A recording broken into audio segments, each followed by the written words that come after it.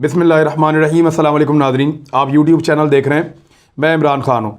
एक तो बहुत सारे लोग ये ट्रेंड चला रहे हैं मकाफ़ात अमल, उसके बारे में यानी उनका ये कहना है कि तहरीक लब्बैक को तैयार किया गया था फ़ौज की जानिब से और फ़ौज ने उसको PMLN के ख़िलाफ़ भड़काया था और उनके ख़िलाफ़ तैयार किया था और बाद में इस जमात को पाकिस्तान तहरीक इंसाफ ने अपनी सियासत के लिए इस्तेमाल किया।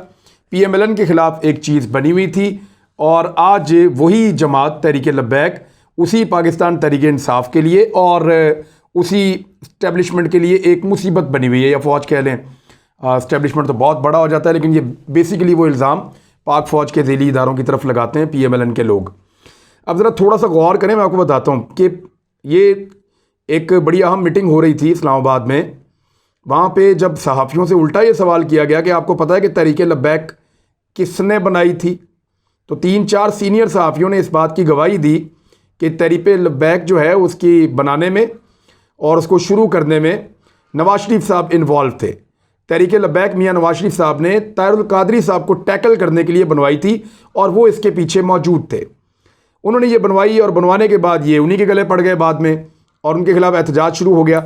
अब ये दो मामलात हैं। एक तो मैंने आपको बताया कि फ़्रांस के अंदर तौहीन आमेज़ खाकों को एक टीचर बच्चों को पढ़ाने के बहाने दिखाता था, जिस पे दिलाजारी होती थी, उसको कत्ल कर दिया गया और उसके बाद जिस नौजवान ने उसे कत्ल किया उसको भी गोलियां मार दी गई और फिर पूरी दुनिया में एहतजाज फूट पड़ा जब फ्रांस की हुकूमत ने सरकारी सतह पे उन खाकों को एक मखसूस मुद्दत के लिए अपनी सरकारी इमारतों के ऊपर लगाया। इस पर बहुत ज़्यादा एहतजाज हुआ। पाकिस्तान ने भी किया, सऊदी अरब ने किया, अरब ममालिक ने किया, जो आपके एशियन मुस्लिम कंट्रीज़ हैं उन्होंने किया, तुर्की ने किया, सब ने किया। ये एक इशू ये वाला है।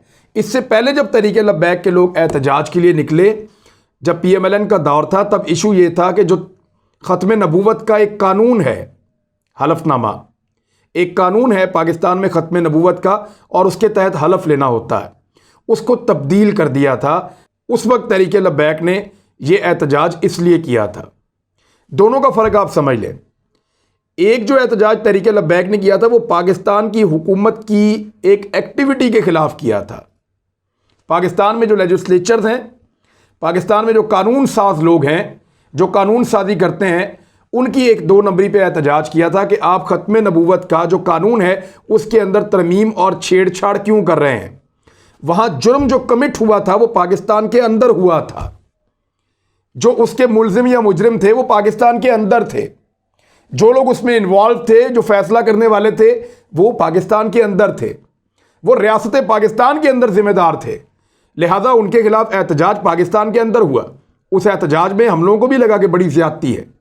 मैंने बतौर सहाफ़ी भी कहा कि ये नहीं होना चाहिए था, गो कि वो नहीं हुआ और अच्छी बात है कि वो नहीं हुआ और ना वो कभी हम होने देंगे। पाकिस्तान में ना मीडिया होने देगा, ना पॉलिटिकल पार्टीज़ होने देंगी, ना पाकिस्तान के उलमा इकराम होने देंगे, कोई भी ऐसा नहीं होने देगा। वो चीज़ पाकिस्तान के अंदर हुई थी और उसके ऊपर यह एहतजाज किया जा रहा था।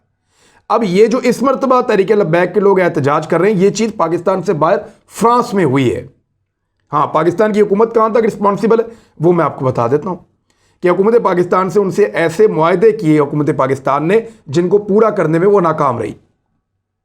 यानी तहरीक लब्बैक के लोगों ने जब एहतजाज किया और उन्होंने कहा कि आप फ्रांसीसी सफ़ीर को निकाल दें, उन्होंने कहा कि हमारे फ़लाँ मुतालबे आप मान लें, तो हुकूमत ने उनको ओके कर दिया और हुकूमत के जो लोग उनके साथ बैठे उन्होंने मुआहदा किया और मुआहदे में लिख दिया कि हम कौमी असम्बली में इस इशू को ले जाएंगे, वहाँ पे जाके हम डिस्कशन करेंगे और जो हमारी असम्बली का फ़ैसला होगा उसके मुताबिक सफ़ीर को निकालने के मुस्तकबिल का फ़ैसला हो जाएगा। ये मुआहदा किया था तहरीक लब्बैक के साथ हुकूमत ने, हुकूमती वज़रा ने, लेकिन इस मुआहदे को वो पूरा नहीं कर पाए। यहाँ पे कसूर ये है। ये दोनों वाक़यात में और दोनों चीज़ों में फ़र्क है, तो फ़र्क को जान लेना चाहिए कि उस वक्त जो ख़त्म नबूवत का कानून है उसको हुकूमत तब्दील कर रही थी, पाकिस्तान के अंदर उसको तब्दील किया जा रहा था। आज पाकिस्तान के अंदर ऐसा कुछ नहीं हो रहा। आज फ्रांस के अंदर एक तौहीन अमेज़ वाक़या हुआ, उस मलऊन को कत्ल कर दिया गया। फ्रांस की हुकूमत ने सरकारी सतह पर तौहीन रसालत सल्लल्लाहु अलैहि वसल्लम की, जिसकी मज़म्मत की पाकिस्तान ने, और हर जगह पे हम कर रहे हैं। और ये मैं आपको वैसे एक बात बताता हूँ, ये मैं इसलिए नहीं कह रहा कि मैं कोई बहुत बड़ा मुसलमान हूँ, लेकिन आप रिकॉर्ड में देखें जाके निकाले मेरे वीलॉग्स उन दिनों के जब उस मलऊन को कत्ल किया गया था, निकाले उन दिनों के वीलॉग के वो नौजवान के बारे में किसने बताया था। एक एक नाम, एक एक जगह, एक एक लोकेशन, एक एक वाकया मैंने रिपोर्ट किया उस वक्त, और उस वक्त मजम्मत की जब तहरीक लब्बैक वालों को पता भी नहीं था कि फ्रांस में क्या हुआ है। उस वक्त इस मामले को हमने उठाया था। ये लोग तो बाद में इनको पता चला और इन्होंने आगे इसके ऊपर बातचीत की है, और अच्छी बात है, करनी चाहिए, बुरी बात नहीं है। तो मैं ये कोई क्लेम नहीं कर रहा, लेकिन हम सारे ही आशिक रसूल हैं, हम सबके एक जितने दिल दुखते हैं। अब हैंडलिंग का मामला कि गवर्नमेंट ने इस मरतबा इस मामले को हैंडल ठीक तरीके से नहीं किया था, और गवर्नमेंट ने ऐसे वादे किए जो वो पूरे नहीं कर पा रही थी, और मुझे नहीं लगता कि वो ये वादे इस आसानी से आइंदा भी पूरे कर पाएंगे। अब आ जाए कि अभी जो मामला है वो कहाँ तक पहुँचा है। जो एहतजाजी तहरीक है, जो मार्च है, वो मुरीदके में मौजूद है, और बहुत सख्ती के साथ वो मार्च वहाँ तक पहुँचा है। यानी हुकूमत ने उनको रोकने के बहुत सारे हरबे, बहुत सारे तरीके इख्तियार किए, लेकिन हुकूमत उनको रोक नहीं पाई। एक तो उनकी तादाद ज़्यादा है, दूसरा उनका जज्बा और जोश ऐसा है कि वो काबू नहीं आ रहे। उनके लोग गोलियां भी लगीं, ज़ख्मी भी हुए, शहीद भी हुए, लेकिन इसके बावजूद वो आगे बढ़ते रहे और वो पहुंच गए मुरीदके तक। हुकूमत की जानिब से पुलिस ने भी बड़ी कुर्बानी दी, डंडे भी खाए, पत्थर भी खाए, ज़ख्मी भी हुए, कुछ शहीद भी हुए। इसके बावजूद पुलिस उनको रोक नहीं पाई।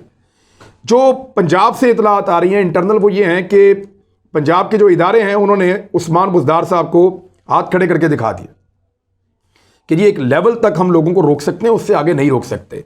ये मॉब बढ़ता जा रहा है, हर शहर के अंदर रिएक्शन आ रहा है। हमारे लिए बहुत मुश्किल हो जाएगा, इतनी बड़ी नफरी नहीं है हमारे पास, इतने ज़्यादा इंतजामात नहीं है हमारे पास, और वो प्रेशर बहुत बढ़ रहा था। ऐसे में मुज़ाकरात करने पड़े, और जब मुज़ाकरात किए तो मुज़ाकरात वहीं से शुरू हुए जहाँ पे हुकूमत ने या हुकूमती वज़रा ने वादा खिलाफी की थी। अब शेख रशीद साहब ने प्रेस कॉन्फ्रेंस की और इस्लामाबाद में चीज़ों को क्लियर किया है। मैं आपको बता दूँ सिचुएशन क्या है। मार्च बैठा हुआ है मुरीदके में, और वो अगले 2 दिन तक फिर मुरीदके में रहने के लिए बज़िद हैं। वो ये कहते हैं 2 से 3 दिन हम मुरीदके में रहेंगे। जो कंटेनर थे वो उठा दिए गए हैं इस्लामाबाद रावलपिंडी से, मरी रोड से और दीगर इलाकों से। इलाकों को खोल दिया गया है, लेकिन जीटी रोड के ऊपर जहाँ पे ये मार्च मौजूद है वहाँ सराउंडिंग में कुछ एरियाज बंद रखे जाएंगे। और उसके अलावा 2 दिन या 3 दिन के बाद ये मार्च के शुरका वापस इस सूरत में आएंगे कि उनके मुतालबात तस्लीम कर लिए जाएँ। हुकूमत ने अब क्या तस्लीम किया और क्या चीज़ें मंजर आम पे मैं आपको बता देता हूँ। जो नूरुल हक कादरी और शेख रशीद साहब हैं, उन्होंने कहा कि टीएलपी के साथ एक मुआहदे पर फिर दस्तखत किए हैं।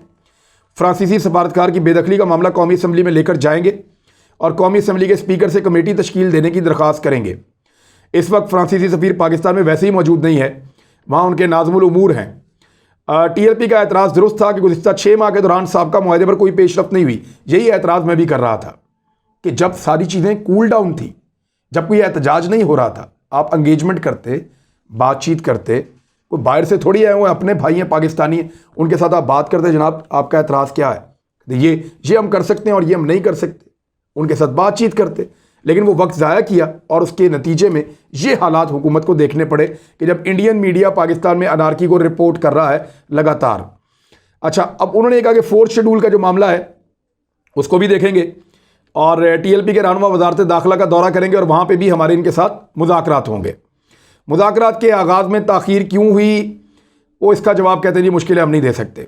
और यही वो सवाल है जो हुकूमत से और वज़रा से पूछा जाना चाहिए।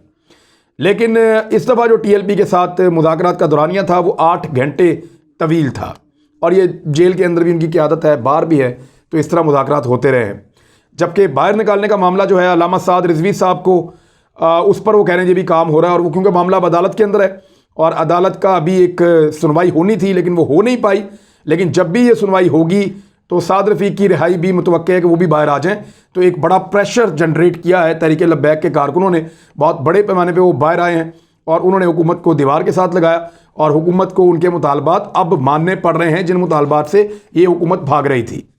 साद रिजवी की हिरासत से मुताल्लिक केस की समाअत नहीं हो सकी है, उसकी तफसीलात मैं आपको बता देता हूँ। ये डॉन अखबार के मुताबिक कलअदम तहरीक लब्बैक पाकिस्तान के सरबराह साद रिजवी को सिक्योरिटी वजूहात की बिना पर वफाकी नज़रसानी बोर्ड के सामने पेश नहीं किया जा सका, जिसकी वजह से उनकी हिरासत से मुताल्लिक हुकूमत पंजाब के रेफरेंस पर समाअत नहीं हो सकी। सुप्रीम कोर्ट ने 3 जजेस पर मुश्तमिल बोर्ड को लाहौर रजिस्ट्री से बदरिया वीडियो लिंक इस्लामाबाद में हुकूमती रेफरेंस की समाअत करना थी, ताहम सरकारी अफसरान साद रिजवी को शहर में अमनो अमान की सूरत हाल की वजह से लाहौर रजिस्ट्री में नहीं ला सके। ये ऑनलाइन होना था लेकिन वो वहाँ ला ही नहीं सके।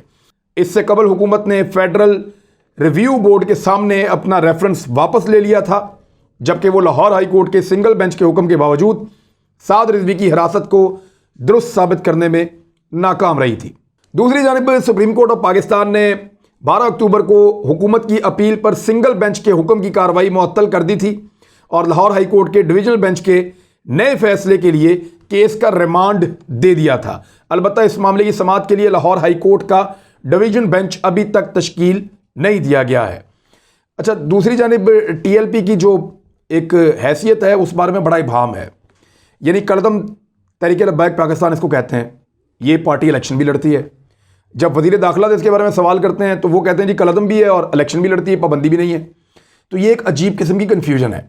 वज़ीर दाखिला पाकिस्तान को और दीगर जो वज़रा हैं उनको, या गवर्नमेंट ऑफ पंजाब के जो नुमाइंदे काम कर रहे हैं या वफाकी हुकूमत के, उनको बड़ा क्लैरिटी के साथ आना चाहिए कि तहरीक लब्बैक का स्टेटस क्या है, क्या ये कलदम जमात है या ये कलदम जमात नहीं है। दूसरा, इनके साथ मुआहदा क्या हुआ है, उस मुआहदे को कैसे पूरा करेंगे, शराइत क्या है और किस तरीके से तमाम मामला मुकम्मल होगा।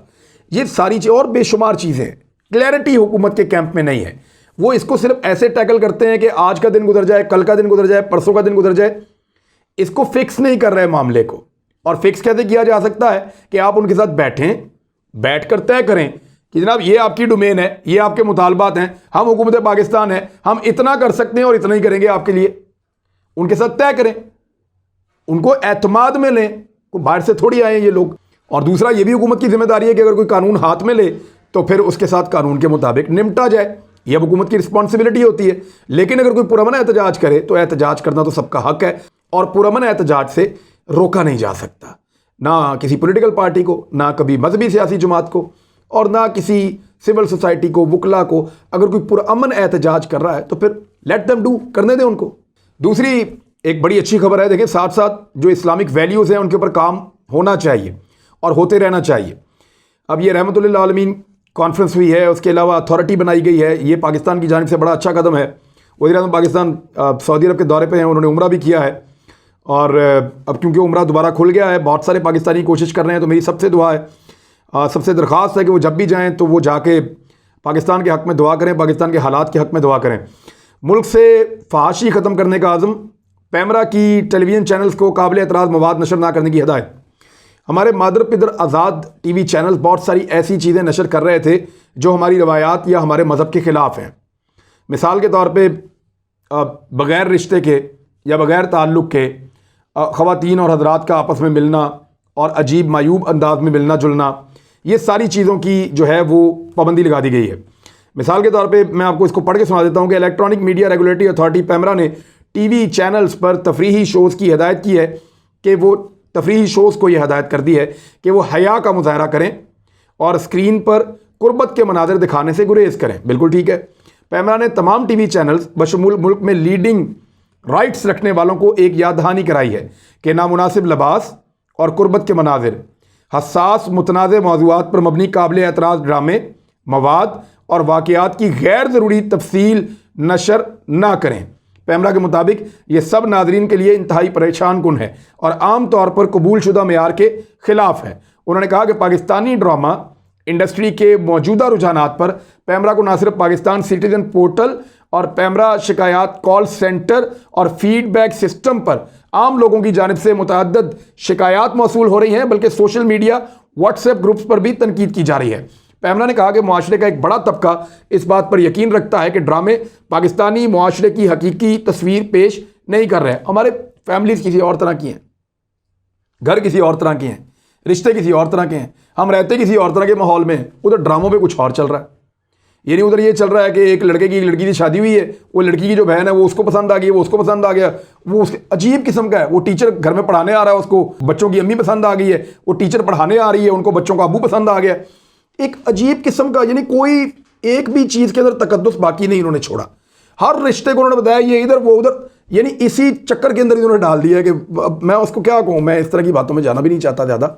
इन डिटेल, वो शर्म भी आती है बोलते हुए बंदे को, लेकिन वो अजीब बेशर्मी वाले कॉन्सेप्ट हैं जो इसके अंदर बहुत ज़्यादा उछाले जा रहे हैं। मेरे ख्याल में इनसे गुरेज करना चाहिए। और पैमरा ठीक कह रहा है, ये वो डायरेक्शन है जिस पे काम करने की ज़रूरत है, और इस पर भी उलमा को बात करनी चाहिए और इस पर सपोर्ट भी देनी चाहिए। अब तक के लिए इतने, अपना ख्याल रखिएगा, अपने इस चैनल का भी। अल्लाह हाफिज़।